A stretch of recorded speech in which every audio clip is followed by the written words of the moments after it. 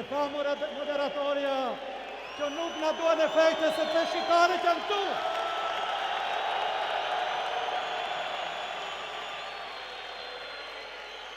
Nuk na duhet të shimin dritat sepse vërteta është këtu. Të nderuar bashkëpunëtar të koalicionit Vlen, të nderuar ata që vlenin në lëvizje dhe të nderuar lëvizje në Vlen ata të vetëvendosjes. Të nderuar misafir, të respektuar ju që jeni sallë, por dy fish ata që janë për jashtë. Kështu është kur populli flet. Sallat janë të vogla që t'i përgjigjen atij që ofendon shqiptarët.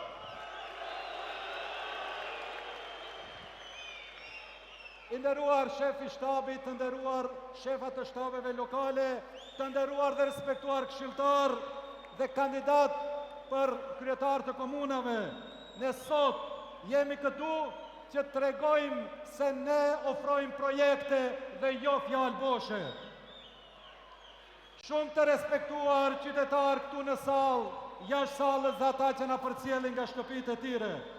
Kur e nisëm këtë rrugtim në vitin 2016, këtu po në këtë sallë, të mbushur plot si sonte, thash se ka ardhur koha që rinia shqiptare e Maqedonisë të merr fatin në dorën e vet. Shumë kush atëherë nuk na besonte, shumë kush dishoi e shumë kush besa dhe na nënvlerësoi. Por ja ku jemi sot, në këtë sallë të mbushur plot me heronj që bashkë me dhjetra mira të tjerë sollën ndryshimin e shumëpritur për shqiptarët e Maqedonisë. E mposhtëm zullumin, përmbisëm një sistem të kalbur e të korruptuar, e ndalëm pasurinë e disa individëve në kurrizë të fatkeqësisë së tërë shqiptarëve.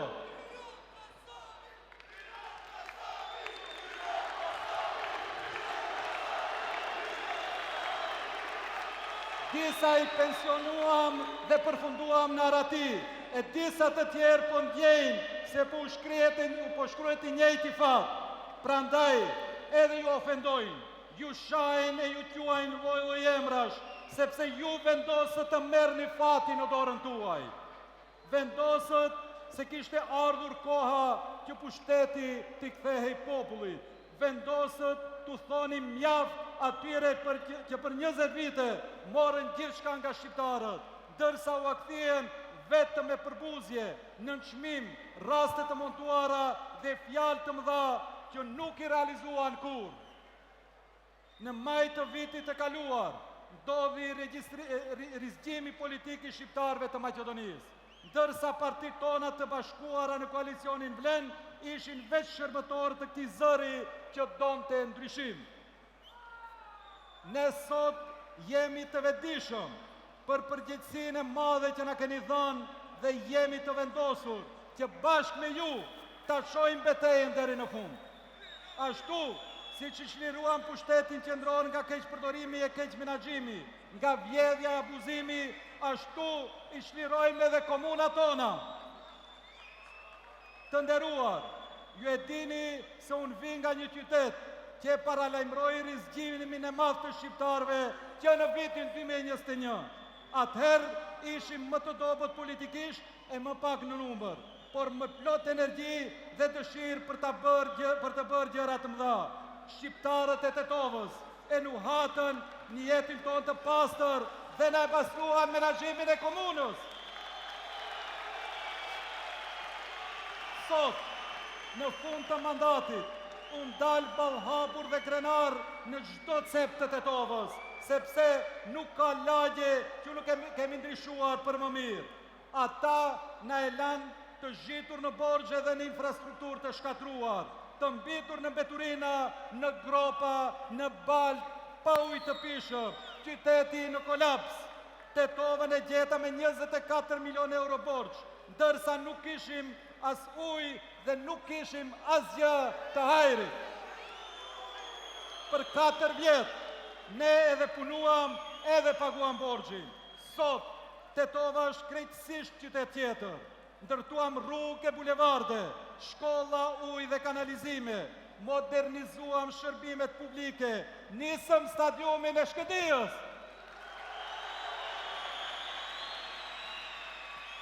Ringjallëm shpirtin kulturor të Tetovës, qytetit ja kthiem shkëlqimin dhe pastërtinë.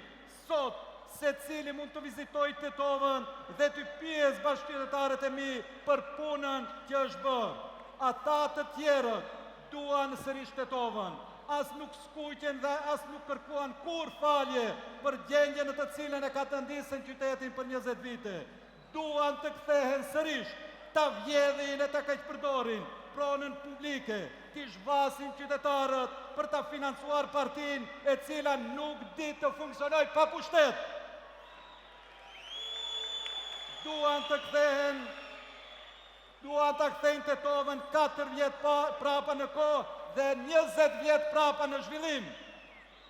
Por, tetovarët e mi i njohin mirë, i kanë parë se si kanë keq qeverisur për 20 vite dhe kanë parë se si punohet në këto 4 vite të qeverisjes time. Për ata tjerët, s'ka më bukë në Tetovë. Tetova ecën përpara dhe nuk kthehet në të kaluarën e zymë të kaosit. Ne jemi gati që Tetovën ta çojmë në një nivel tjetër, në kapitullin e 2 të zhvillimit. Mandati i dytë është mandat në të cilin e çojmë Tetovën drejt standardeve të përhershme në vend të zgjidhjeve të përkohshme.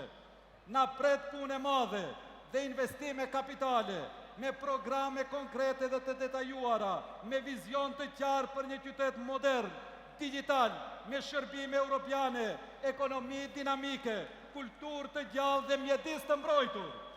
Të dashur shqiptar, vëllezër dhe motra, fola për Tetovën, jo vetëm për shkakun se unë rikandidoj për të shërbyer në këtë komunë, por edhe për shkakun se Tetova sot është letërnjoftimi ynë. Tetova është shembull që ofrojmë ne shqiptarve nga Likova deri në Strug.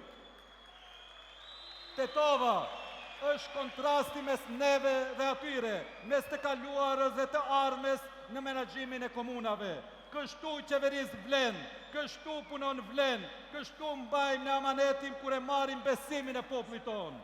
Nga ne nuk dëgjoni sharje për shqiptarët, por punë dhe për kushtim. Prandaj, është koha që shqiptarët të marrin sërish fatin në dorën e tyre. Pushteti ju takon juve, në çdo cep, në çdo vendbanim, ku ka shqiptar.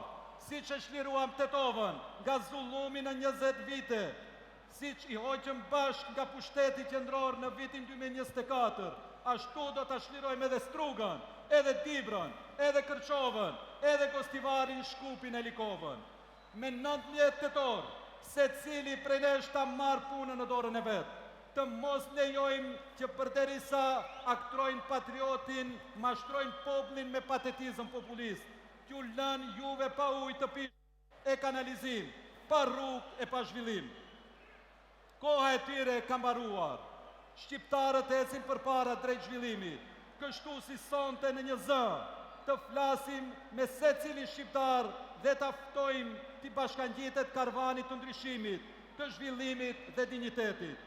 Me 19 tetor zgjedhim ujë të pishëm, infrastrukturë, dershmëri dhe dinjitet. Ata që ju shajnë, ofendojnë dhe mallkojnë vetëm se i zhveshën nga privilegjet, duan dalët grikën e korrupsionit, përgjigjen e të gjithë shqiptarve në një zë, do ta marrin me 19 tetor. Faleminderit, Zoti ju bekoj.